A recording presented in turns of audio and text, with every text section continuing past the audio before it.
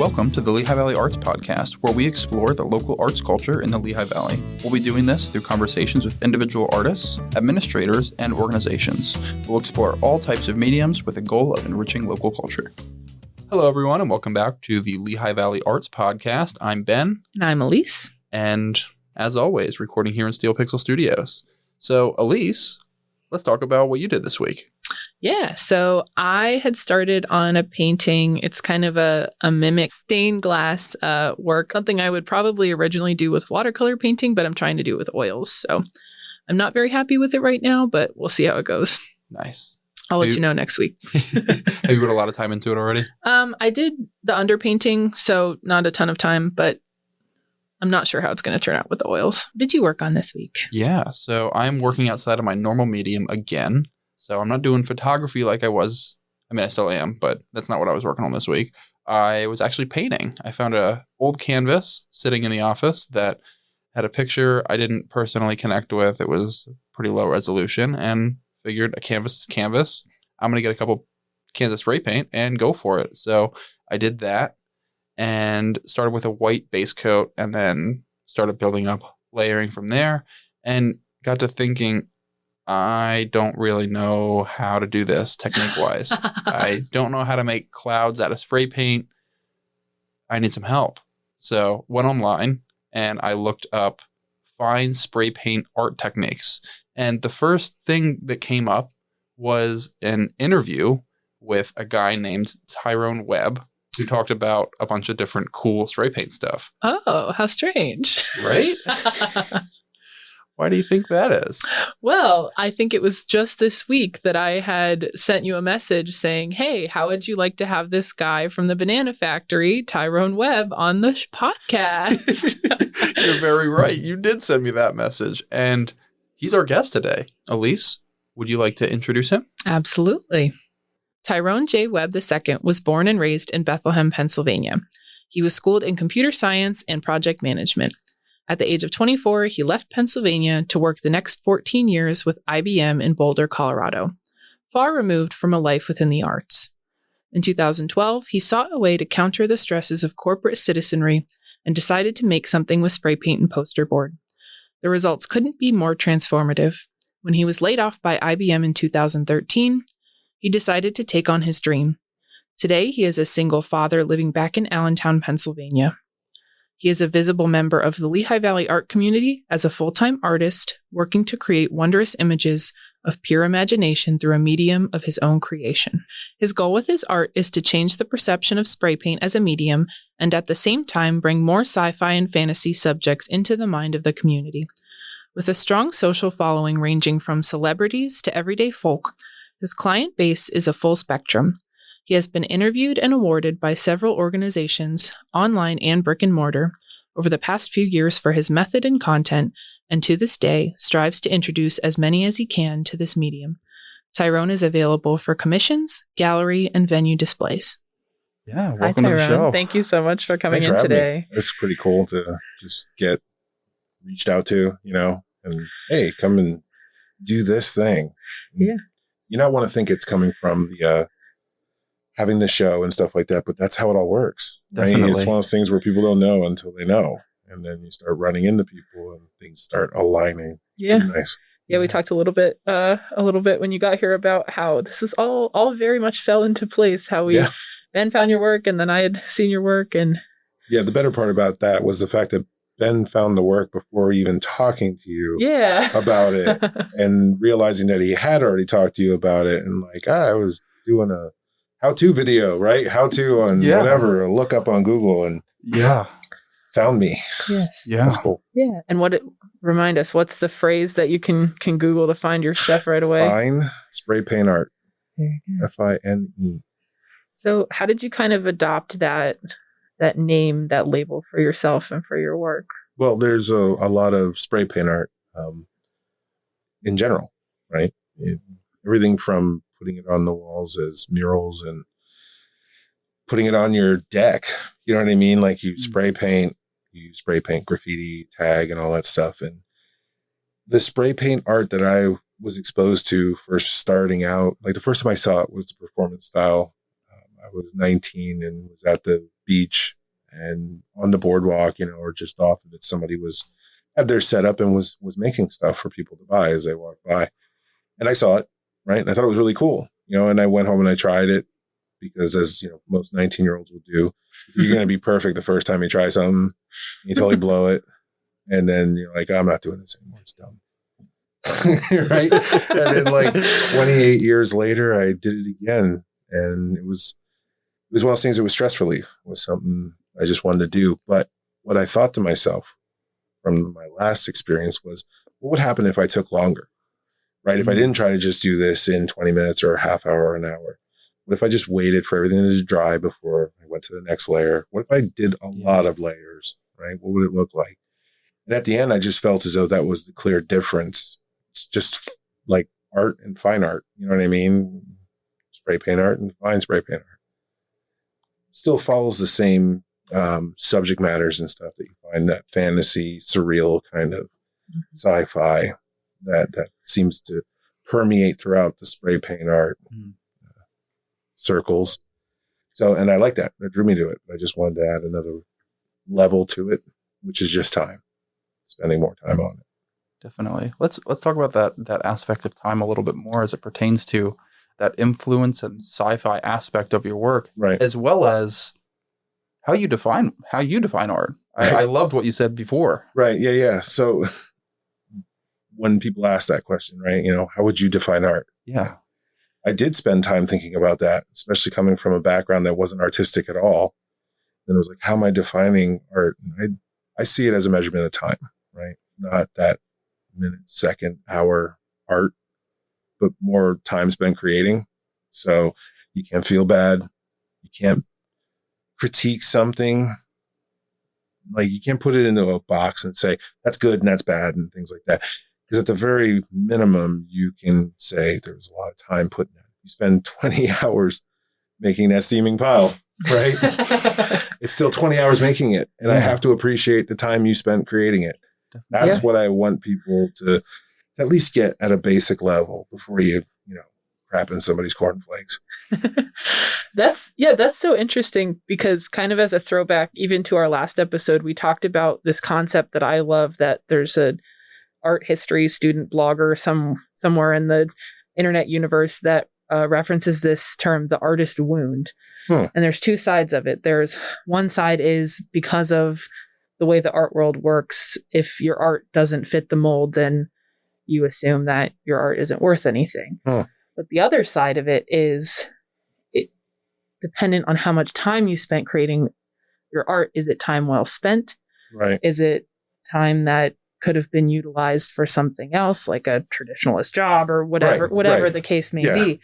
So I kind of like that. That directly connects to that concept. And I think it's interesting. You talk about how much this kind of work really does take a lot of time, whether it's to sit and dry or to work out different techniques. And when you say that, I think to myself, I have a unique perspective with regards to being an artist now. And I don't know if that carries less weight in the world or whatever it may be. Not trained as an artist, right? When people say, did you go to school for art? The very notion of what you just explained is on the premise that somebody gets to stand in a room and tell you what's important about art or not, right? So if you're classically educated in art, then that means you sat in a room while somebody told you what you just did was either not good enough or good enough, right? So when you start out as an artist without that training, you have to find your own style, right? Because you can try to apply other people's styles. When you're in school, you're looking at the things that are being referenced, and then you're trying to create your own piece. But that's the difference between having an assignment and go do what you want and I'll grade it. Right. Right. I would assume, that's why I always thought about art school. What does it equal? Definitely. How do you fail it? I guess if you're telling me to make something that looks like this and I don't do that, I get it. But if you're saying, I want you to be creative within these confines, how can you? I would hate to have that job. I'd hate to have to stand there and look at something and go, that's terrible. Yeah, that's fair. Yeah. So it's interesting that you say that. So I went to school for film. Okay. So I went to film school. Right. Loved it. We had two guest speakers that took very different approaches to when it came to watching and experiencing films. We had one guest speaker who came in and said, you should actively be watching and taking in every film that you possibly can so that you can understand what influences go into it, how to do it, and piece it apart. And we had another guy that came in and said, I have a feeling that the most pure filmmaker will have never seen a movie in their life. Right. And yeah, the ones we celebrate are always the ones that look different than everything else we've seen. Yeah. Right? Definitely. And those are the ones who win the awards? Yeah. I guess you could reference certain things and say, oh, that was a dolly zoom like this director used. But that's application of technique. Definitely. Right. So then you say to yourself, in the technical arts, this film, I consider that to be your vision. Yeah. But there are technical procedures that have to be done in order to accomplish what you want to do. Definitely. Which is no different than saying you can have someone teaching you watercolor or painting with oil and saying that your technique for making those trees is wrong. Unless you're saying, no, this is the way I want to make my trees look. Yeah. So I get it. There is the application of a skill set. So I understand and appreciate going to school to learn to do art. I don't want anyone to ever think that. Yeah. It's just that I would find it difficult to do that because it just felt like you're trying to regiment something it shouldn't be. Definitely. On the creative side. Yeah. Definitely. Yeah. There's a difference between teaching creativity and teaching technique. Right. And I think it all comes down to that, which is. Yeah. But I always hear these stories where folks will tell me, and other artists that I've been around, is that, they remember when they had this teacher, right? Or they had that teacher. And I'm just thinking to myself, I get it, because I did have that teacher, but I still knew how to write the code that I needed to write in order to make the program work. It was a binary state. It either works or it doesn't. You know what I mean? It's not like that. Programming, it's garbage in, garbage out, right? But when it comes to art, time spent creating gives you something. Definitely. Absolutely. I'm having a little bit of a personal crisis right now because I'm thinking about an oil painting sitting in my basement that I have about 20 hours into. And I think a lot of the stress from this piece is I'm sitting there. I had started it in a class and I was sitting there thinking, I'm working on this. I'm reworking it. I'm painting over. It's an oil painting. So it takes a long time to dry, has to let it sit. So that's more time where I can't be working on it. And I'm looking at it and painting over things because someone's telling me that doesn't look like what the photo looks like. Yeah, I know what you mean. And in a class, okay, maybe I'm working on technique. I'm working to build towards. Is the assignment photorealism? It is. Okay. But it's not a painting I enjoy working on because someone is actively over my shoulder, and not even in a negative way, actively over my shoulder telling me that's not right. That doesn't look like the photo. Yeah, I get it. I get it. It's like going into the military and, and having the sergeant over your shoulder saying you need to hit the target with the gun, right? Shoot a hole in the target, then you can move on to the next thing. Right. I get that. You know what I mean? So if it comes down to getting the work ethic to work through the things that you don't like doing or the portions, because there are times where I'm at a point in my painting where I have to just move through it. Even though I know where I want to get to, I've got to get through it. That comes from work ethic I learned in general from life, going to school, whether it was technical or not. Definitely. But yes, so that's where going to school is important. Going to school for anything is important because it builds work ethic, Yeah, definitely. Yeah, and it's definitely totally based on the individual artist process. Right. And your process is very, very unique. That's the other thing that's really hard for me. Okay. So when I would walk in, I remember when I first started doing this type of art with spray paint, going into a gallery and walking up to people in art associations and showing them what I do. Seeing it on the phone or a tablet was one thing, but then the next thing was seeing it in person. So people were trying to judge things on the basis of how would you achieve that look on the grass? How did you get that sky to look that way? They don't have anything to measure it against. They know how to use the tools they know how to use. And generally people feel as though like, how would I move my hand and what would I do and all these things. It's interesting because there's no one teaching it. So I have to make it up as I go. I look at other artists and what they do with spray paint, but it's nothing similar. So I just say, you know what? I want to try and create this effect. I'm going to go try it on something that I spent 15 hours on already. If I screw it up, chances are I got to throw it away. So just have at it. Yeah, definitely. Yeah. So just for our listeners' purposes, your artwork is entirely spray paint, no brushes? No traditional brushes. Okay. That was my big joke, is when you see the signature, I usually would do it with a brush. And I would explain to people, see, I'm total crap with a brush. My signature looks horrible.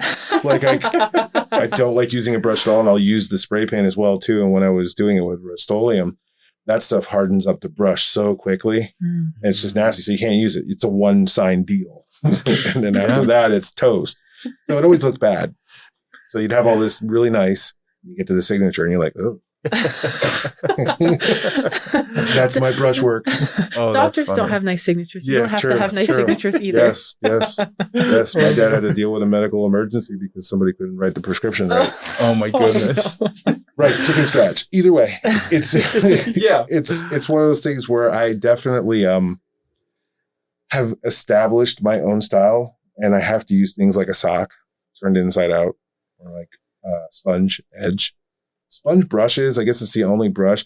Even then, I find myself tearing it off the end with the stick not being there because I don't like that motion. I'd rather move my hand. So getting certain effects. Definitely.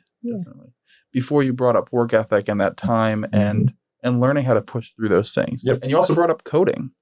Right. So I'd love to talk about your artist journey from what you used to do, your old profession, and how you got here now. Yeah, I didn't code. I wasn't that type of programmer. I led teams of people, and we had coders on them. And but again, I started out in the tech world, right? The .com bubble, and just to jump forward in '99, I ended up starting to work for IBM, and it was because of the Y2K scare. So the software that I knew, not a lot of people knew it. It was a specialized technology, and IBM now owned it. They had just bought it recently. And they had a bunch of servers sitting on a raised floor somewhere, being kept cool. But they didn't, necessarily the companies that owned those systems that had accounts on them weren't completely convinced that their stuff wasn't going to shut off at midnight, in the year 2000. So they were willing to pay some of us to babysit them that night, be there, I guess, to restart them when they shut off. Either way, it was fun. We played video games and sat on the raised floor on New Year's Eve, just waiting for the world to not come to an end because we knew it wasn't. I was like, really? There wasn't enough COBOL involved in our lives for it really to be a problem. But it was just fun. We were all getting paid a premium, to babysit computers. So that was my start there. And then from that point, I just went through the rise from, just a team member to, a leader, project manager, and those kinds of things. But it was corporate citizenry. So you learn how to be a good corporate citizen. And within that space, so I spent 13 years with IBM. And then at the end, I got laid off. But 2 years prior to that, we had known for some time that we were going to be laid off. It's a matter of just making sure you were in long enough to get the best deal moving out. And so we started painting in the garage to relieve stress. And started getting good at it. And there was people in the neighborhood that would come by my open garage, and I'd hand them something that I'd worked on because they said they liked it. So I do this all for them. One day, if I make it and it goes really well, the value will increase for all those people that got a free piece in Colorado. Shout out to all of them, Jenny and Tom, and you guys. Yeah. Well, that's what you think. At least that's what I hope. One day they can be looking at their wall and be like, oh my God, I got one of his. And hopefully while you're still alive, right? Right. Exactly. Right, folks. Support living artists. The dead ones don't need it. I love Quote that. of the day. Yes. Please. They don't need it.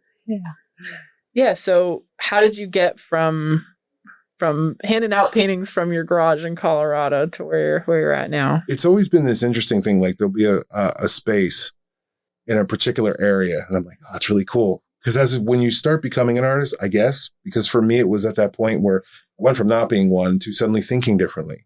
Like I'm looking at the sky differently. I'm looking at the clouds differently. I'm actively going out into the world I'm in and trying to figure out how I could put it into a painting that I'm working on, or how do I do that? So I'm immediately, I've gone from worrying about, project meeting calls, and dealing with Scrum meetings and stuff like that, to going to the point where I'm like, oh, so how do I make realistic clouds? You know what I mean? Right? How do I get that orange effect on the bottom? Do I need 3 different oranges or is that just 2? So you have this fundamental shift in the way you look at the world. Definitely. And there were certain places I would go to and think, boy, it'd be really neat if my art could hang in here. You know, and it started with a bookstore in Boulder called Trident Booksellers. And I went to the lady that was there and I saw people had their art hanging on the wall and I was like, hey, this is what I do. You know, you think I can hang on here? At first she was like, no, they don't. Honestly, it was my first time running into, no, we're not really into that whole spray paint kind of stuff. Or we're not really into like, you know, the sci-fi fantasy stuff. And I'm like, what? Wait a second. All right. Realistically, I went and looked at the wall and there was a painting of the Flatirons. For those that aren't from Colorado and those that are, Trident literally is at the base of the mountains that are on the wall inside the bookshop. You can walk out the door and look left, and there they are. Why do you need them inside? Why do they need to be on the wall on the inside? I didn't get that. I never got that. Like it was really funny because I had a view of the Rockies from my place, and I would go to other people's houses in the neighborhood, and I'd be like, "There they are again." They're outside. Why did you put them inside? So for me, that was just humorous, but I get it. Like there's a point where something is so strong with you that you don't want to be without it in the other room, I guess. Right? It's its own iconography. Why buy the painting? Because you couldn't afford to knock a wall out to put a window facing it. I get it. It's like, it's totally terrible. Like you walk into the place when you're going to rent the space and know that you're not going to see the mountains and, you know, well, I got to get a really good picture to put over here. Oh, I'll stop. But that's what I ran into. So I that's why I was saying when we don't do that sci-fi fantasy stuff, but okay, you do replicas of outdoors, right out the front door, you know, so it's interesting how people choose what is important to others. We discussed that as well. So, but then eventually she called me back and she was like, one of our art is canceled. Can you be down here tomorrow? And I was like, oh no, nothing's framed, right? I kid you not. I had to take everything down there and they had these metal beams going across a real brick wall. And I got magnets and they were on poster board. I had a magnet to it up on the top. And it looked so, for lack of a better term, it just looked so cheesy. It was terrible. It was terrible. But it was the most exciting thing I had ever done as an artist up until that point, right? Yeah. So you get the kids together and we're going to make some food and we're going to sit down there. And my neighbors from across the street came down to hang out at a place they would never hang out in. Yeah. And it was just so cool to have like an opening night. And it was just that from that moment, I had 5 or 6 people come up to me and legitimately ask me questions that were real, honest, intuitive questions. And I was like, wow, this is what it's about. Right? Yeah. Somebody got a feeling looking at that piece and then felt compelled to talk to me about it. Yeah. That was really neat. So that kind of hooked me at first. And I was thinking to myself, how do I keep doing this? So from that point, then I joined the Boulder Art Association, you know, and then from there, I helped them to open their first gallery ever. You know, up until that point, there were a bunch of longtime members that were showing their works to each other in a church basement, you know, and they loved doing that. Every month, get together and show it off. And brought it up enough times, like, wouldn't it be cool? We got a spot where we could do this. The Boulder Art Association, you've been around 97 years. Let's see what Boulder thinks, you know, and we did. And it lasted for some time. It was nice. Then I came back to Pennsylvania, you know, and I had to start all over again. And that was tough, but I still felt compelled to seek out the same entities. And that's what I'm glad for around here, that there are different alliances. There are different groups, maybe not quite so together on things, but there's still these genuine efforts to try and better the arts. So I had to get involved and meet people. It's been fun. Absolutely. Definitely. And you're involved with the Banana Factory. Correct. I have a studio on the second floor. 218. Nice. B. I think it's B. I think it's really honestly, it's on. Holy, it's right next to Doug's. Oh, that's great. Now when I think to myself, all the people that are going to be hearing this be like, huh? That's my studio. Right. Or somebody's listening to it, it's like, dude, he doesn't even know where he's at, does he? Oh, man. Inside the Banana Factory building, to be sure. Rewind to the first interview. Oh, wait, we didn't record it. Right. So yes, at the Banana Factory. Yeah. And that was cool. That was a cool thing to get to be able to do because I hung out there for 5 years, and then to finally be in a situation. It was the second time I interviewed for it. And it was really nice to get into the space because now all I want to do is like help everyone in there to do more of what they love to do. Right. That's all it comes down to. If any one of us can like make it easier for the rest of us to just keep doing what we love to do, I'm all for it. Yeah. Maybe a little too altruistic. But. So how many artists are in the residency program at a time over there? 26, but I think we're up to 28 now. We selected 2 more folks that are going to be coming in to fill in back spaces. And with COVID, things have sat vacant for a little while longer. Yeah. Mm-hmm. In general, it's a slow growth back to normal, right? We're going to have the new social faux pas. It's a great stage to discuss those kinds of things here, Definitely. When people get to hear this, because it is interesting, right? We're going to get to the point where, all right, what's the summer look like with masks and not masks? What does Christmas look like with masks and not masks? When does it get to the point where the awkwardness of the social gathering is the prejudging of the folks that didn't wear the mask, right? Or do they have to have the scarlet letter like V for vaccinated, right? Absolutely. I get to walk because we're going to do that. Now that's the new conversation opener, right? There's going to be some cheesy line from a guy walking up to a woman that's, not wearing a mask and be like, so when'd you get your vaccine? You know what I mean? Like prodding and feeling to find out if they're just like not caring or what. Either way. I think we're already at that point. Are we? I mean, we still go to the grocery store and if you see somebody without a mask, you say to yourself, they got 2 shots, right? Yeah. Should I You'd go like ask to them? think. Should I be a jerk to get them to reveal it? Do I scream from another aisle? Hey, we're That's going to be someone's performance piece in 10 years. Right. That's how it. How do you navigate the old man not wearing a mask at the grocery store kind of thing? Right. Yep. And it's going to have all kinds of weird music like the Jaws theme. Yep. Oh my goodness. He's going to be going around the aisles with Slow his motion cart. sneeze. Right. Right. Yep. I digress. Speaking of performance piece, right? I did want to ask about the performance concept and the artist collective that you're working with over at the Banana Factory. So the concept was when I got into the Banana Factory, one of the things I wanted to make good on was trying to help do something for the space that let me in. Right, you contribute to the overall.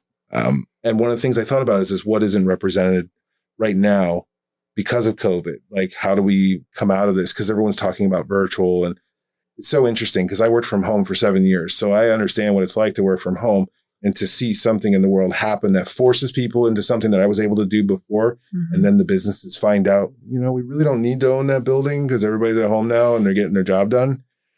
It becomes a different world. So now you have more audience online. So what can you present to those increased audience? And I thought, well, let's establish the performing arts in the Banana Factory in some way. They have the PYT theater there, and mm-hmm. there's always been some form or another. But I wanted to be able to go to that next level where you have the podcasts and the streaming, you have performances in the space. And when I thought of who could I get that I know is, a performer, I immediately thought of Kate Hughes. And when I thought of her, it was like a foregone conclusion. So I sent her a message and I was like, hey, Kate, I got this idea. Can you come by and let me know what you think? And we sat there and talked for a while. And at the end, we both had goosebumps. And it was like she was going to go off and find the people that she knew that do performing arts. And I was like, all right, cool. And I'll try to make sure that we all get it done, right? And see what happens. And we did. We put together a performance. Sarah Viteri was our director. Jonathan Smith. Michael Lebson, Brandon Lay did the writing for it. It's one of those things where you see how much you can get done on volunteerism. Mm-hmm. This is a really neat idea. Let's go try and pull it off, and then we'll present it to the world, right? Yeah. But the goal is to ultimately sell more art, everyone's art, right? Let's give you a new way of engaging So we wanted to do this ambitious reinvention of the gallery opening night. Now there's a clear start and stop, be at the gallery at this time. And it doesn't consist of milling about in the gallery space with the usual suspects standing by the broccoli and the ranch dressing, or getting another free glass of wine and waiting for somebody to get a red dot or see somebody sell or to see somebody you haven't seen in a while. But it just needed to change a little bit because it was starting to get to the point where you're like, I can't buy the art, so I'm here to support somebody. Or am I just here because I enjoy looking at what other people created? Mm-hmm. But yet I could get one if I felt compelled to do it. And I thought, why not attach a performance to that opening night? Definitely. An event to attend that has a start, a finish, and hopefully an ovation, right? And then you feel something at the end of it.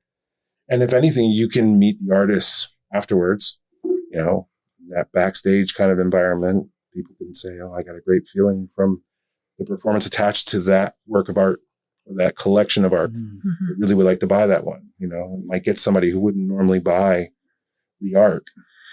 Yeah. Yeah. You're going from being in a gallery setting and having other people tell you that this is important or that you should buy it because of this to having the artist directly tell you, this is why this is important. This is why you should buy it because it's a piece of me and it's part of my story kind of thing. Well, it's written. Right. Let's look at it this way. Imagine a performance where there's going to be 6 artists that are a part of it.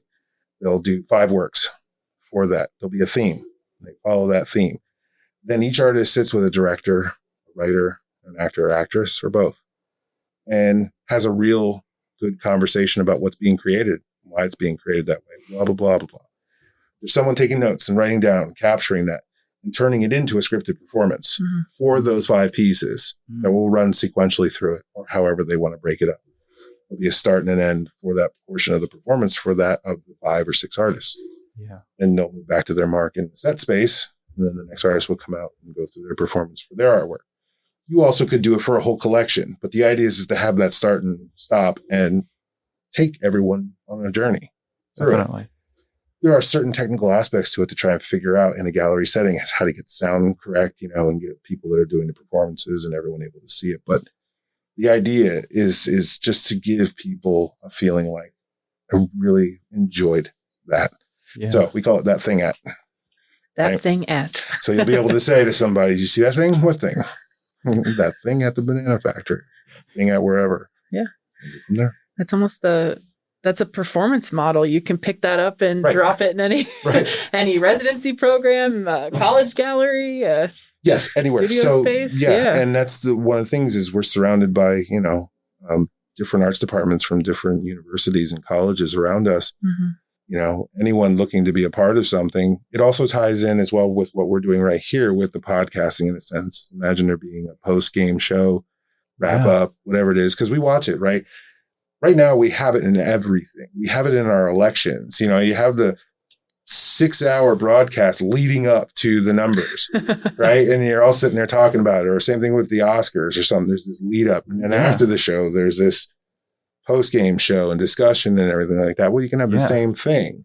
Yeah. Now you can focus on a performance and an art that was, now this is when you can show the art up close and you can get in to people's streams and feeds. Yeah. Mm-hmm. I mean, even take it to the YouTube level. There are videos out there that are reactions to other videos that exist. Yep. Yeah. And that's our goal. Yeah. Our goal is to make sure that you'll get to know as much as you can about the performance that happened in that space and who the artists were that were in it and the work that was featured. Yeah. And then you'll have that up there for 3 months.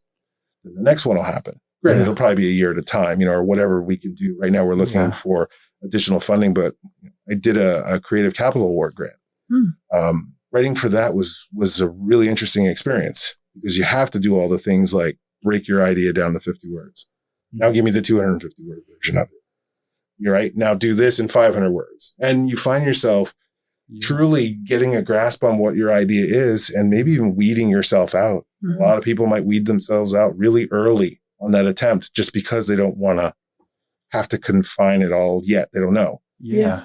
But we were able to do it. And now I feel as though I can write that grant, and if you do it for the big one, going after the smaller ones makes you feel more confident, at least that you have a product to put in front of somebody. So. Yeah. Yeah, that's really similar to a technique used in screenwriting. Okay. So there's a log line, right? Okay. And it's a 1-sentence summary Right. of the story. Whether it's simply a premise Right. that includes the main character or main characters and just a quick setup of the premise. So you have that, and then after you have a finished draft of the script, you present a meaning along with it. So you'll say, right. we have Jack and Arnold rob a bank, Right. and their grandmother ends up being the person behind the counter. Okay. Right. Right. So that's the log line. Right. You're like, oh my gosh, how does that play out? What does this do? But then the meaning would be, why does this exist? What is this trying to talk about? It's talking about an age difference. Okay. Something generational. Yeah. Something more like that. Almost, so it's, yeah. Yeah. So the existence of both of those need to both be solid before you can even think about pitching it to a company. Right. Yeah. Right. Okay, I get it. So, yeah, because it sounds to me like that log line that you were saying, it sounds like you're trying to write the cover for the VHS cassette. Yes. You know what I mean? Like when you always see that line that explains it all for you right there, and then like you flip it over and then you get the little extra read. Same thing with books too, right? Where you're going to read the whole book based on that little excerpt you got right on the back of it. You know what I mean? So if you can write that, and that's compelling. I get what you mean. Definitely. That's exactly what we're trying to do. That's why we created the individual performance that we did now. Yeah. Because you could write so much, but then also being able to hand somebody something that says, all right, these 6-7 people volunteered their time to create this. So you could look at it and say, imagine if they had the money to go off and do more, right? Mm-hmm. And you're going to see that skill set fleshed out. You're going to see that skill set fleshed out. And then you're going to get grander production. Yeah. But at least you know the competency exists already. So that way, that's why you want to give somebody the money. So I get it. Like you got to draw folks in with something and then find out, do they have a budget for it? You know, or do they have these things? Who else do I have to assign to this for it to get done? Mm. So that's kind of similar in the sense of writing the grants and is being able, because I assisted with the grant selection one year. And I told you that. I think that's how I met, I told you that's how I met Zach. Yeah. Yeah. But that was really great because that gave me a firm understanding as to what the selection looked like. Mm-hmm. So when you write your grant and you put it before somebody, you know, what are they looking for? How much do you really get awarded? You know what I mean? And it's usually never the full amount. Right. So it's nice to write as good as you can to get as close to that. It's almost like you could say, like, if it was $2,500 and you got 24 to 93, you wrote a really good grant. Right? But nobody ever got the perfect 10 doing the quadruple backflip. Yeah. You know? Well, that's you're creating a foundation, a project foundation that creates metrics for when you go to apply for those bigger grants. You can say, look, by combining the digital, the in-person, you're saying, look, we have this many viewers in this platform. We had this many attendance members show up for this performance. Like, imagine if we had the money, what we could do with this project. And that's the point where they say, well, what would you do? And that's when you have to show them the $100,000 budget. Yep, that's when you have to show them, this is what we would do. You know, if you gave us the money, we're going to spend, 4% insuring the whole debacle. Yeah, definitely. 4%. But even so, you got to have the gritty numbers and you get down to it. And that's the reality of it all. And what I've been seeing folks try to do and hoping to do, how can you help them to hope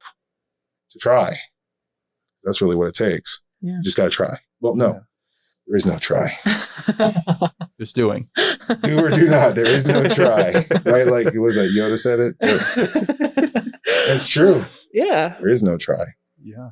Well, you talked earlier about you have a different perspective in your process making, but you also have a different perspective because you did work in a traditionalist, in a corporate setting. You have that business mindset, that arts administrator mindset that we talked about. You're out there starting galleries from art alliances and you're building collectives in your artist residency programs. And that's something that I know we've talked a little bit about before because that's so meaningful, not just to have the skill set, but to have the skills and the know-how and the competency to write the grants, to promote yourself, to build those social media algorithms. Yeah, well, the thing is it's actually, you got to have the competency at finding folks who are competent.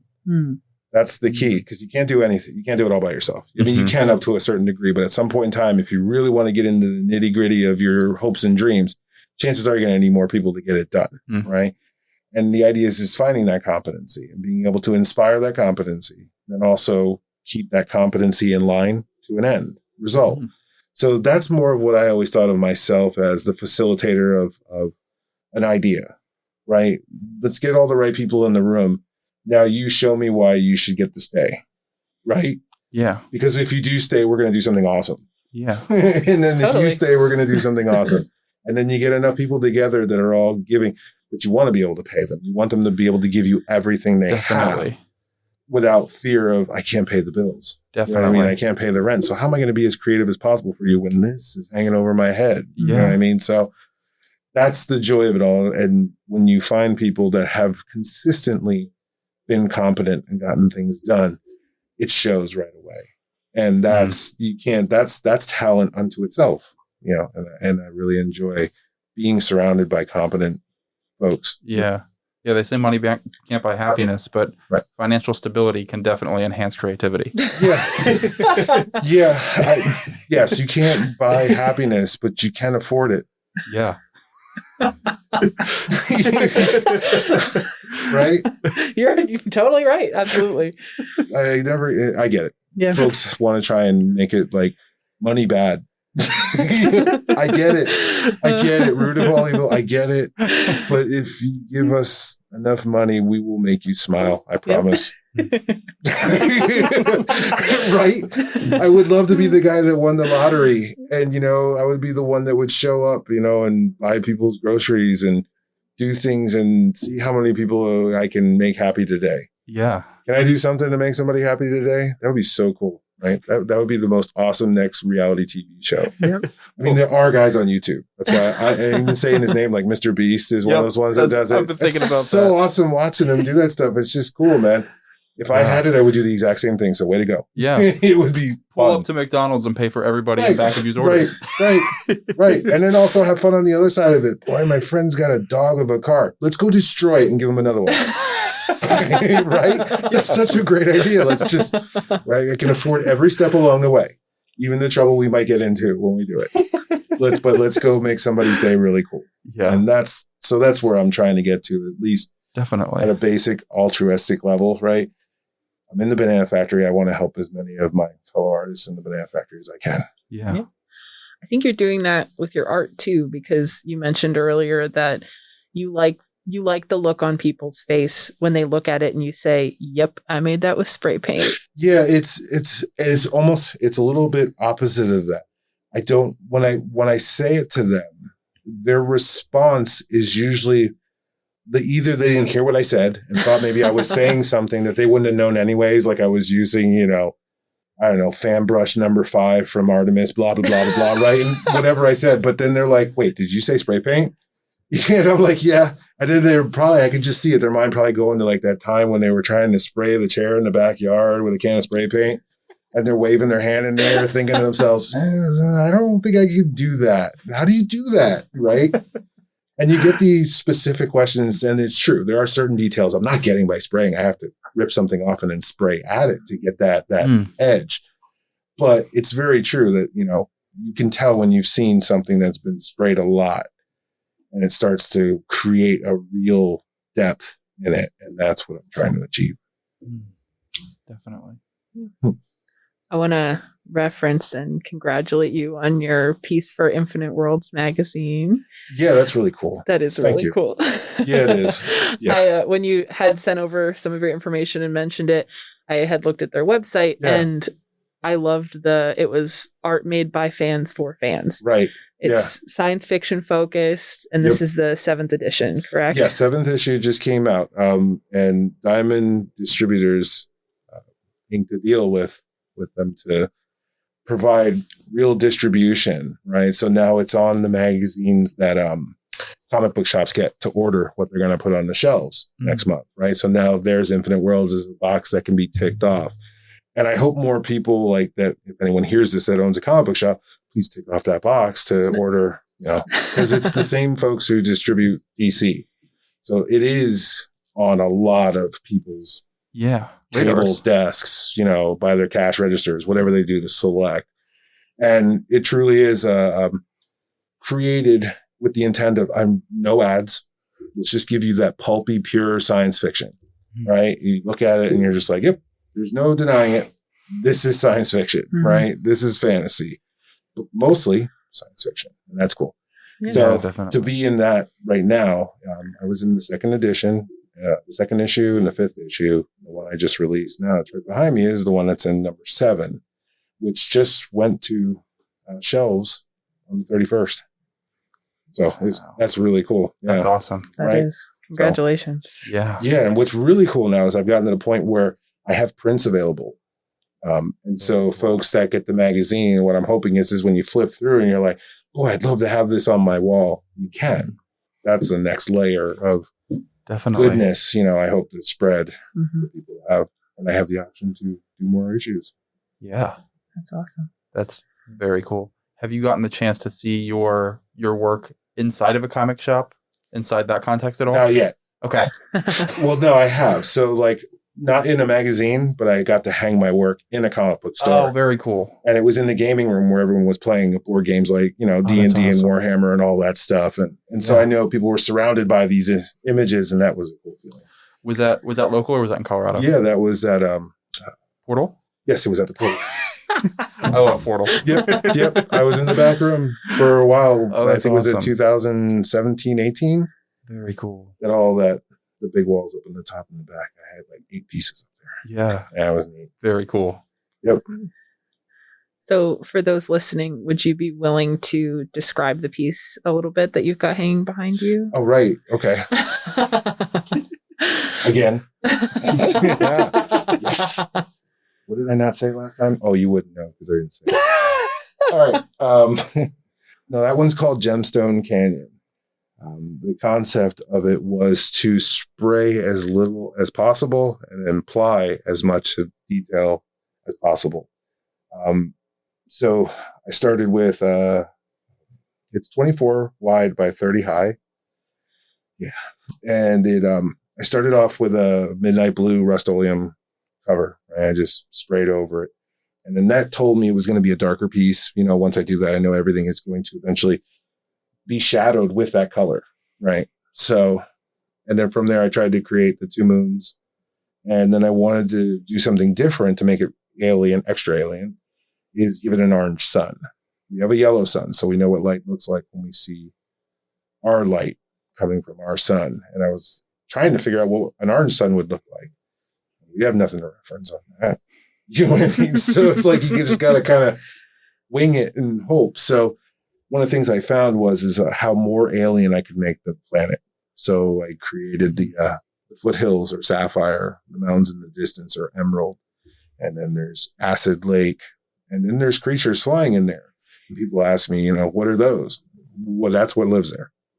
You know what I mean? Like that's about all I'm really willing to explain. That's what lives there. That's what drinks from the acid lake. Right. Or doesn't at all. You know what I mean? Like they got to fly pretty far to find water. I don't know. They don't need water. They drink silicone. What does it matter? You know what I mean? Yeah. But that's the conversation. And I always get into, and I will mention Anthony Smith because he and Michelle Neifert like to give me crap for what looks like pine trees on other planets. And I'm like, hold on a second. First off, how do you know that's a pine tree? It looks like one. It'll probably eat you if you get too close to it. It just has that shape. And then I get to the point where we're just going back and forth so much on it that I'm just like, listen, you can't argue with the infinite. Period. Why are you trying to? Yeah. It's like the infinite monkeys. Yeah. Right? Banging on infinite typewriters. You're going to get the complete works of Shakespeare. Yeah. Why are you? It will happen. That's what people do with surrealist art or science fiction art is they try to rationalize it. But but why? Why rationalize it, Right. You should buy it on the fact that it's completely warped your little mind. Yep. You know what I mean? Like it's completely puts you in a situation where you can't grasp it. Yeah. That's something I would want to walk around and look at. Because if you figure it all out, then you put it on your wall. It's like the Matchbox car that you played with 1,000 times, and you're like, I need a new one. Yeah. You know what I mean? But if it takes you a while to get to the point, or like building a model, right? Definitely. You want to get to the point where Yeah. I'm trying to figure it out. See something new every day. Yep. It's like that creepy print you buy at the thrift store. It just sits on your wall. Like, Right. what fun is that, you know? And this piece, the Gemstone Canyon piece, is very ethereal. It's very, I compared it to like a science fiction movie where I'll watch a sci-fi movie and feel stressed or feel panicked because there's so much action, but this is so peaceful. And then you said, but what if that's an acid pool? Right, that's an acid pool. Don't fall, okay? From the position that you're standing in that painting as the viewer, you're in a precarious spot. You know what I mean? You've obviously walked to the edge, you know, and you want to dip your toe in there and find out if, you know, no. Tough lessons to learn, right? Somewhere along the way that comes up. But absolutely, that's So what got you into sci-fi? I wouldn't necessarily. It's just interesting how I was a comic book collector as a kid, right? I loved collecting comic books. Then I also realized that if you like did the subscriptions to the comic books, they would send it to you in a dust jacket with a cardboard backing to it. So why not just go to the comic book store and buy the ones you want to read, but then subscribe and get all the ones that you really don't want to read, but you get to one day, but at least you know they're protected, taken care of. So you start building the perfect collection. It's all taken care of for you. Costs you a little bit more, but then you could end up with long boxes of comics. And then they all got destroyed in a flood. So either way, you come to grips with that stuff long time ago. I think it was like 19,000 comics just gone. Oh my goodness. But that's the thing but I still remember absolutely everything. Oh yeah. You know what I mean? So it's fun because even to this day, I'll go and look at other comics, you know, in the store, see old prints. And I'm just like, I remember reading this. And that's cool. So I felt as though all that imprinted in me then, because if I could remember it like that. So when I'm painting and I'm doing things, I am not trying to create any of those worlds. That's impossible. But what I do know is when I've successfully created it to the point that it's convincing, right? What did I get used to looking at? Like, for example, Boris Vallejo, right? He lives here. He lives in Allentown. And Julie, his wife, Julie, right? When I was growing up, going to like one of the books stores, his calendars would be in there. And there were always those calendars. And they were always wrapped up. And you would find one that somebody opened because they just had to look at it or something like that. I'm not saying I ever did that. But you got to look through it. And, you know, aside from the scantily clad women or like the big buff barbarian types that were standing there on the rock faces, you know, with these massive alien dragons, but that isn't what I was enthralled by. I always was looking past the character. I'm like, what world are they on? You know what I mean? Like, and he would do just enough of that to give you this feeling like, wow, that's really cool. Like, I get that this is what lives here. Just like how I said that's what lives there. I want to see, I'm like an opposite of that. Whereas the animals and the people or the characters aren't as much the vocal as the locale. Yeah. So I always felt like I ended up painting the backgrounds for his works. That's where I was inspired, just to be like, see that kind of almost enough of it, right? You're seeing a little bit behind the characters and like maybe some weird shaped palace in the background or some field going off into the distance behind us. And you know, it's an alien world, right? Yeah. So I wanted to, that's where I come up with it from, trying to fill in those blanks. Definitely. Yeah. That's very cool. Yeah. Yeah. And I love also a fellow comic book fan. And I love hearing the influence that comic has on those that decide to become artists. Right. Because it has a huge influence. There were fundamental shifts that occurred for us all. Yeah. Like, I remember growing up, the huge fundamental shift in cartoons from when it was Bugs Bunny to now all of a sudden it was G-Force, right? When there was suddenly like this Star Blazers, right? You had these totally Japanese-inspired animes that made their way over here. And they were so profoundly different than everything you had seen up until that point. Yeah. That it made this lasting impression on you, or it did. It polarized. Yeah. I hate that crap. I absolutely love that. You know what I mean? That's what you got from people. Yeah. And then it slowly made its way to realizing, they don't all have to be made like that. And that expanded people. So that was an influence for me as well, too, is starting to see that inclusion of other cultures into our art styles. Definitely. Yeah. And they were always sci-fi fantasy. Yeah. They weren't like they were trying to do silly, goofy stuff. Yeah. It was this hard-edged kind of like, this is the other world, like heavy metal when that came out. You know, that was a huge eye-opener for people. Like, Yeah. you can draw people to do that? Yes, you can. They will do that. Yes. Oh, that's very cool. Or Akira. You know what I mean? Those kinds of Yeah. Right. things that just showed up and blew everybody's mind. Yeah. You know? That was the status quo, or that was the norm Yeah. in Japan. Yeah. Yeah. Thinking, Akira, this is just a small rant on Akira. Yeah. Akira is mind blowing to me because it's one of the few movies that are animated in existence, hand drawn at 24 frames per second. Right. Right. Yep. Usually they're done on twos. So you'd see it projected in 24, but it's only 12 frames per second, That was really. a lot of drawing. But to think about doing twice the amount of drawing that you would typically do, that's mind blowing. Yeah. It really is. And it shows when at the end he's turning into that. It's such a smooth, seamless Yeah. turning into that giant amoeba. You know what I mean? Like, Yeah. that was like, wow. Yeah. You haven't seen that smoothness and Yeah. stuff. It's usually jerky, right? You know, the guy goes Definitely. flying across the screen. There's a big fight, but you feel like it's edited, you know, like click, click, click. Yeah. That was just, Yeah. Yeah. And thinking about the influence that even just Akira has had on film and art in general. Yeah. I mean, look at something like Inception by Christopher Nolan, who has been vocal about how much he loves Akira right. and basing his entire shifting hallway scene Yeah. on the shifting hallway scene in Akira. Like, Yeah. Yeah. It's interesting because even that movie Chronicle yeah. gave me the feeling as though they could finally make an Akira movie. Yeah. You know, when I saw those special effects Definitely. up until that point, you're saying to yourself, how are you going to pull this off and not look cheesy? Yeah. And then that movie came out, and that was the first time I thought, okay, I don't want you to make the movie, but at least I know you can. That's, Definitely. you know what I mean? Now you can make somebody float through the air Definitely. and look like they just have powers. Yeah. You know, Yeah. that's it. But yeah, Definitely. then there were certain scenes, though, I did want to actually see translate to film Mm, from that. So for we'll sure. probably end up getting it anyways. That's how Battle Angel, you know, Alita Yeah. and all that. That was Yeah. one. I saw a lot of anime, and then I see it now as movie form, and same thing with the comic book movies. I get it. Yeah. Those cool moments. Yeah. So I'm hoping that increases the audience for what it is I do. Definitely. Well, with that live action Akira movie, I know that Taika Waititi, who did Oh, Thor really? Ragnarok, he's actually prepped to direct it right now. We're Uh, going into production on that, I think, at the end of next year. mm. As long as they don't create a universe of it. I know, Standalone right? movies are awesome when they just happen and then they explode and then you're like, whoa. And then you never get them again. Yeah. But that's why we end up remaking them 30 years later.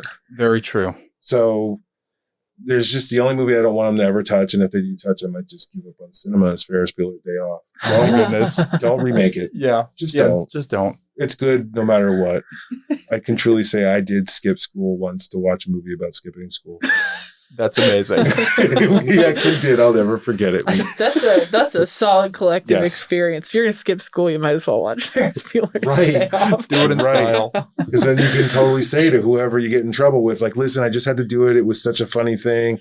Sorry, we didn't have like camera phones then, or I would have recorded us watching a movie while skipping school. I might even have filmed leaving the school, like, you know, and then going, like, look at it's just like Oh, that's that would be a awesome. cool one, wouldn't it? Yeah, A short film Like about reenact Ferris Bueller's Day Off. I'm sure it's been done 1,000 times, but it's just like your own way, you know. Yeah. Wait. You just said don't touch Ferris Bueller's Day No, Off. right, exactly. Don't remake it, but like feel free to create your version, like the individual version, like a YouTube.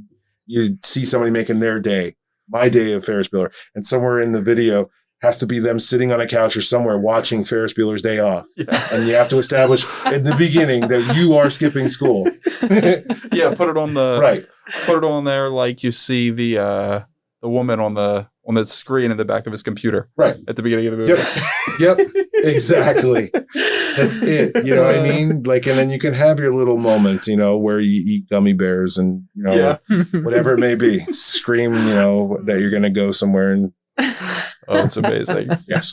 So, yeah. So there's a lot going on in the valley. Yeah. And you Definitely. just you had work in the winter show that just finished up at the Bethlehem House Gallery. Correct. Mhm. Yeah. That was my Super Bowl.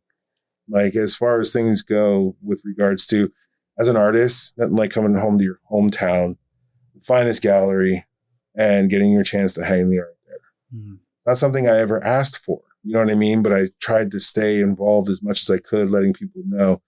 And I just remember the genuine ask that I got to be in the show. One of those things like, I saw that one you're doing.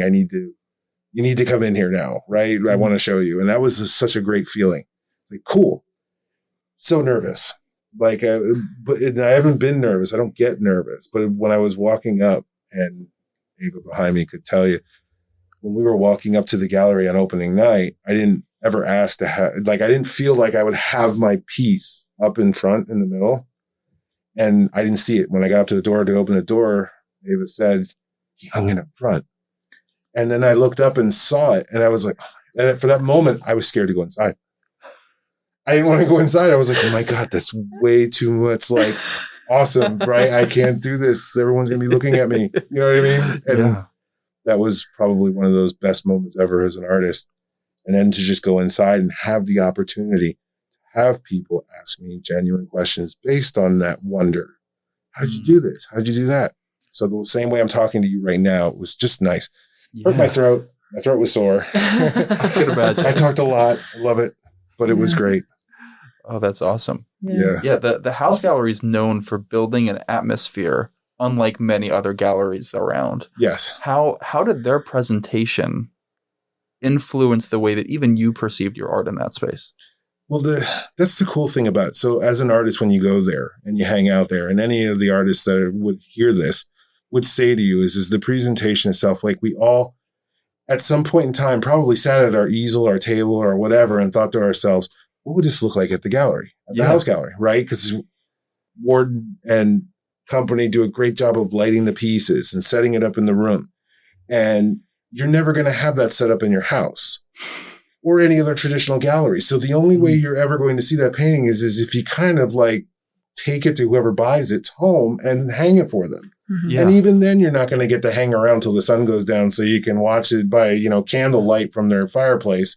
You know what I mean? So it's like you definitely have to imagine a lot. And with that, you get to see your work in a light that you won't get to see. Yeah. Unless you can visit the home that it goes to. Yeah. And even then it might not even look as good as it did in the gallery. Right. And then, so it was always nice that presentation, that aspect of showing there is, I love seeing how it's lit. I love how all the work is lit. I love finding out what colors the walls are painted because you don't know. I'm not going to paint my wall Merlot to see how it looks with this piece. Yeah. You can use apps and do all that stuff. But again, it's like showing my work on a phone. Right. No one ever sees the same thing as what's in person. Yeah. So it's nice. It's really nice to go in there and see all the iterations and things he comes up with. That's awesome. So as the artist, how did that work? You just drop off your piece and then opening night you get to see what it looks like? So basically the situation you're in is he comes and he selects the work, whether it be in person or through pictures or whatever it may be. And then you drop off and it's, generally it's a very secret affair, right? Where you're sometimes just dropping it off at the door and take it in, or you take it in and it's not painted or anything set up. Yeah. You have no clue what it's going to look like.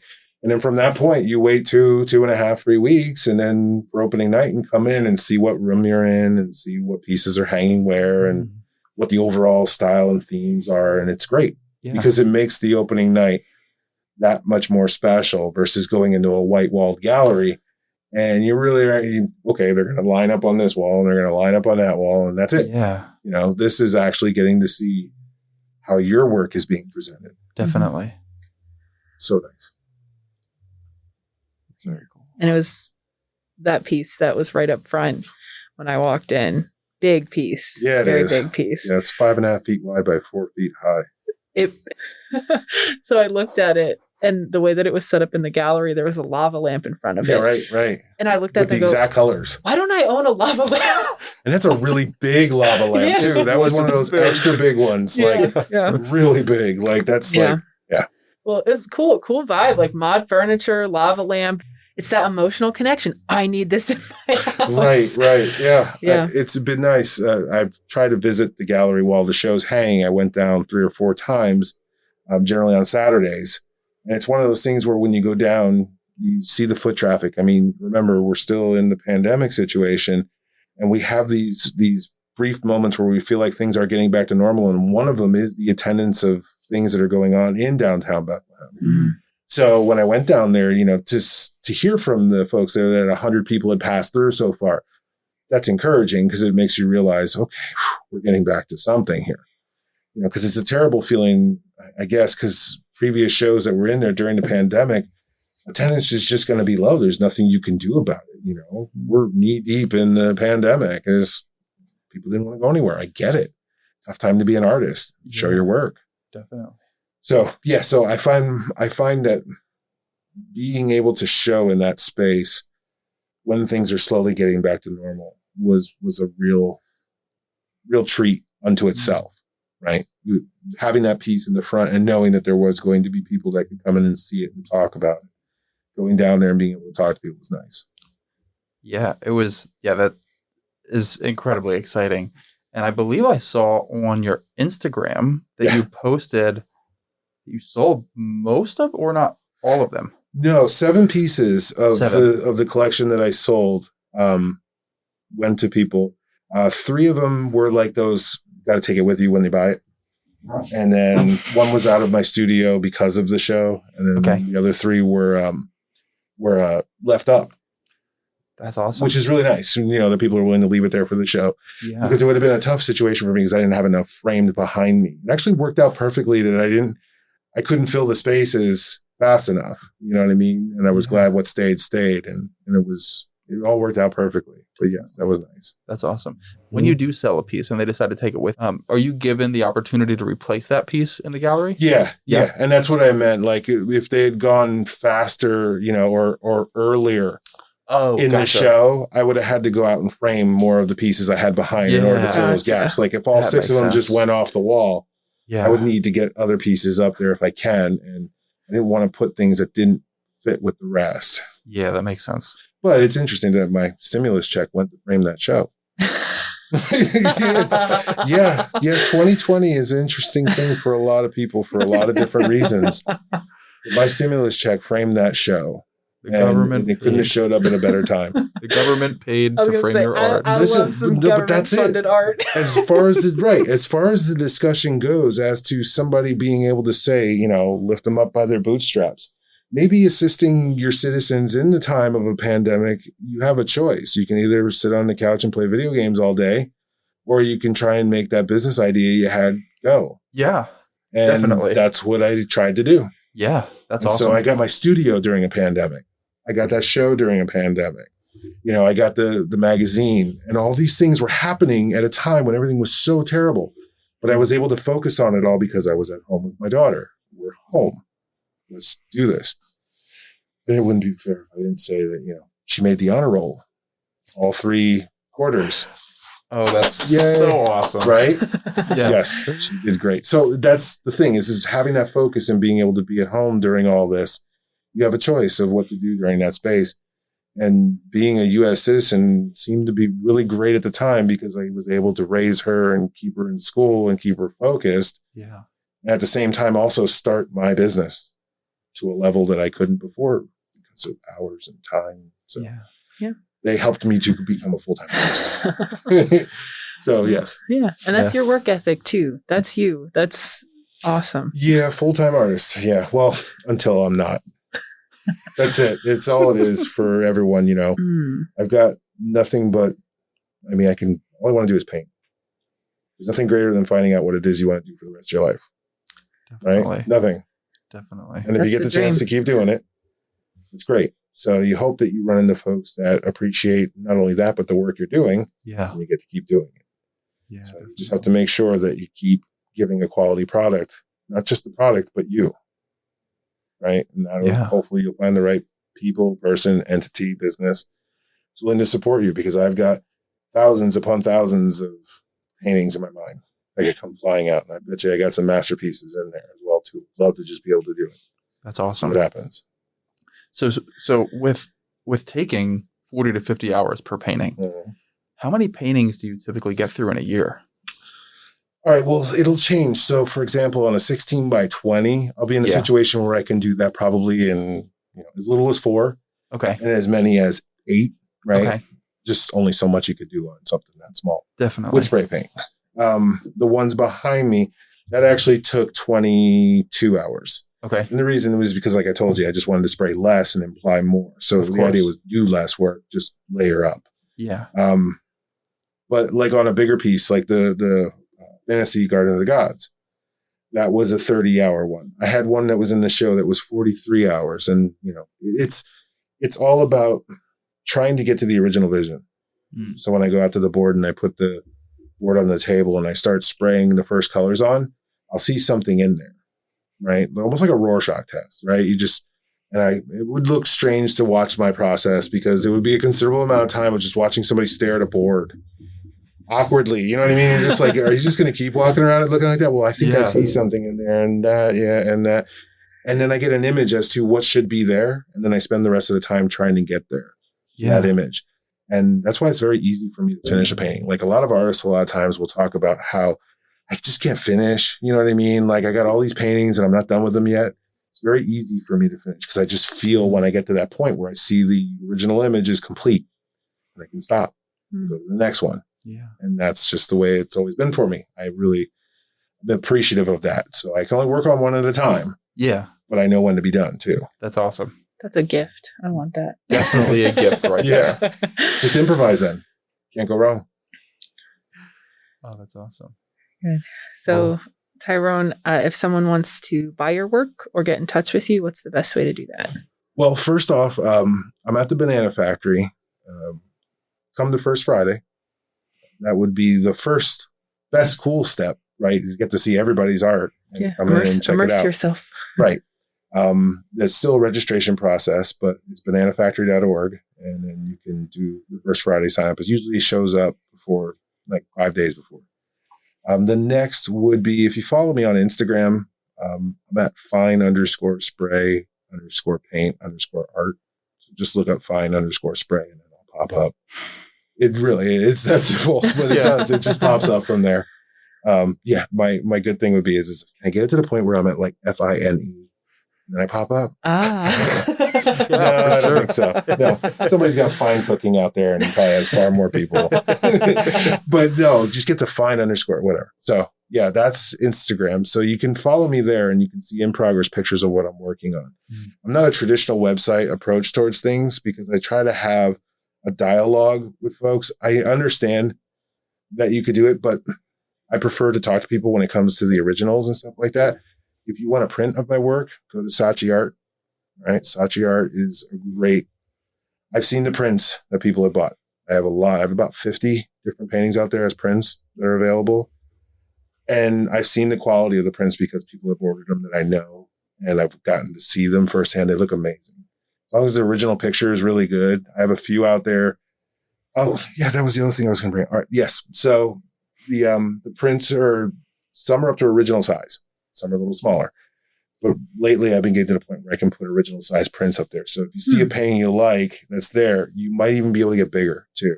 Because I had a friend help me with some really great picture taking. Which brings me to the next thing. That one, not that one, but the three that are the Infinite Worlds magazine. I just minted them. They're now NFTs. Oh, wow. And they will be going up for auction in probably a week and a half. I got to put together like a marketing plan and advertising. A lot of artists talking about that lately. Right. And it's not hard. Well, it could be really hard to do, but if you follow the steps and you go through and you read, you'll see it. You can also reach out to me at some point, and I can get you to the point start. But the key is, as a traditional artist trying to sell in that space, you want to alter your paintings digitally, enhance them, do something to them to make them truer digital works of art. Because it's almost like the digital artists didn't have a way to show their work in our traditional galleries. So they found a way to sell their art and to sell things that they wanted to sell digitally using the blockchain technology. Yeah. Well, here come us traditional artists along saying, well, we just want to take pictures of our paintings and sell them for millions of dollars too. You've got to do that already. You know what I mean? All the traditional paintings did get to do all that stuff. We finally found a way for digital artists to make money. So at least try to follow along if you can. You don't have to. If you're able to get somebody to buy a picture of your painting, that's fine. But you can change it. And I have. I fundamentally have worked with a friend Michael Lepson, he did the changes to my art. That's awesome. You know, Mike. We love his stuff. Yes. Oh, yeah. We He's talk about great. it all the time. Yes. He's another, I consider myself crazy. He's another kind of crazy. Like the way that he's quite possibly one of the nicest human beings I know too. You know what I mean? It's just one of those things you could never get. I want to see Mike mad. Does it even exist? It's great. We hang out all the time. Maybe if we have him on sometime and then we forget to hit record. Yeah. Right. I wasn't mad at all. That was awesome. No. It was so cool. The only one mad right now is behind me. Oh. She's like, when's dinner? Oh, are we doing this again? But don't worry. So the NFT, the whole, digital art thing is really cool. And I'll be hoping to create a space where we can offer that as a service to other artists. Another way that also to work with the virtual galleries is now that you actually have a way that you could display those in a virtual space, the NFTs, so people actually could walk into a virtual gallery and see them. There's a whole lot of how are we showing people the opportunity to buy these digital things, and they got to be built. There's a famous communications theorist named Marshall McLuhan who says the medium is the message, and so if you're making something and putting it up digitally, right, you should either enhance it, make it in the first place, or alter it to understand that. And I love that you're doing that because it plays right into that. And you'll see the most success through doing that. We always have things that we miss out on, right? And so I'm trying to tell people, like, listen, did you miss out on Bitcoin? Yeah, you did miss out on Bitcoin. Did you miss out on this? Yeah. Did you miss out on that? Yes. Even like at some point in time, Amway was hot. You know what I mean? The pyramid scheme, the original pyramid scheme. I didn't get in on that when I could have been higher up, and gotten more plebs to buy my stuff, whatever. And I would have made tons, right? I'd have been higher on the pyramid. That's how it is now with the NFT. I get it to a certain degree. It's a pyramid scheme? No. But more of what it is it's the latest, hottest thing. And if you don't get in quick, you're just going to end up with the rest of everyone else trying to get on board. Yeah. But it's still quality is still quality. But the idea is creating value for something. So if you can generate value, it doesn't matter if, it's going to weed itself out. But it's interesting to see how volatile the market is because it's an entirely new market. It's an entirely different market. They're already talking about silent crashes and stuff. They did the same thing with Bitcoin. You see it blow up and you see it go down. Everybody thinks it's going to go away. Then Elon Musk throws $1.5 billion at it. And then you're like, okay, it's not going anywhere, and that's cool. But Ethereum, it's a strong, I just bought some not long ago, meaning 2 weeks not long ago. And was at 1570 when I got it. Now it's 22 today. $2,200. Nice. But I still have 0.01165%, of one. But it's the idea that it's a decentralized currency. It's something that you can buy. There are other problems with it. Worrying about people stealing your work and minting it. Yep. Things like that. But so as far as the prints on Saatchi art, that's a real easy way for people to get into something that I do. Yeah. I was trying to let people know it's really nice. If you go out there, you can find a print, you can hang it up. Remember, art doesn't have to match the couch. Just very true. Doesn't have to look like the house gallery. No. Oh, and then for that, it doesn't either. Like they bring the couch in to match the art. You're right. Yeah. That's totally what's so right. cool. Everything is a set, and I love that. Yeah. Yeah. So, and then that thing at, keep an eye out, Facebook and Instagram. Yep. Yeah. Kate Hughes has been a great partner on that one. I can't wait to go further. And I should plug her radio show. Please. WXLV on iHeartRadio every Monday, 12 to 3. It's really worth hearing her. There's some great stories. I love I hung out with her over the weekend on First Friday. Mm-hmm. And something that happened, she gets to put on a radio show on Monday. So, if something funny happens when you're around her, it's great because then she puts it on a radio show and you get to live through it again. And you're like, that was so cool. I was there. Yeah. Cool. Yeah. Very good. Thank you so much. Oh, you're welcome. Yeah. Thank you so much. And that was our interview with Tyrone Webb. Thank you so much, Tyrone, for coming in this week. Ben, would you like to tell us a little bit about the content creator plans here at Steel Pixel Studios? Yeah, I would love to. So usually when you come to Steel Pixel Studios, we have a studio rental facility that includes photography and a videography space, as well as a podcast recording studio. That podcast recording studio is where we're currently at right now. If you'd like to rent it by the hour, it starts at $70 per hour. We have COVID guidelines and safety regulations that we make sure are intact anytime that we have someone in here. And in addition to that, it includes an on-site audio engineer, a sound-treated room, and a couple high-quality microphones, the ones that we're using right now. But if $70 is a little steep for you, you find yourself wanting to be in here more often, we have a content creator plan that is $280 a month, includes 8 hours of time in our studio, and that equates to 50% off our normal hourly rate. Our photography and videography studio plan is very similar. I believe it's actually over 50% off for that plan. So that's another great one to check out. If you want more information about it, want a consultation, or just want to check out the space, go to www.steelpixelstudios.com and reach out to us. We'd love to have you in here. That's a great deal. And nice local Lehigh Valley space. Yes. Yeah. Our goal is to make a space that can be used by locals, for locals, and uplift their voices. Absolutely. Just like what we're trying to do on this show. That's what the goal of the business is as well. Thank you, everyone, for listening in this week. Thanks, Tyrone, for coming in, and we'll see you next week. Yeah, we'll see you next week.